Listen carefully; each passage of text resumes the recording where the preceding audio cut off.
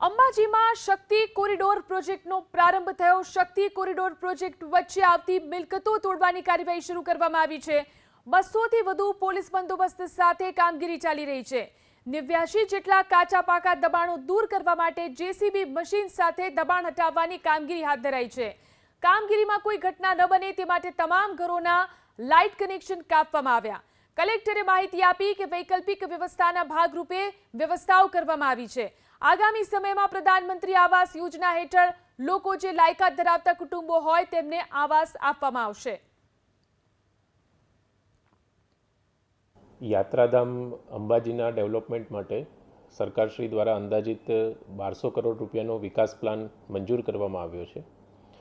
તેના ભાગરૂપે જે કોરિડોર ડેવલપમેન્ટ કરવાનું છે તેમાં સરકારી જમીન પર આવતા દબાણો દૂર કરવાની કાર્યવાહી પૂર્ણ કરવામાં આવી છે। વહીવટી તંત્ર દ્વારા હાલમાં ટેમ્પરરી રહેવા માટે વૈકલ્પિક વ્યવસ્થાની પણ વ્યવસ્થા કરવામાં આવી છે તથા આગામી સમયમાં જેટલા પણ લોકોને ડિસ્પ્લેસમેન્ટ કરવામાં આવ્યું છે તેમનો સર્વે કરી અને પ્રધાનમંત્રી આવાસ યોજના હેઠળ તમામ લાયકાત ધરાવતા કુટુંબોને આવાસ આપવાની પ્રક્રિયા પણ પ્રગતિમાં છે।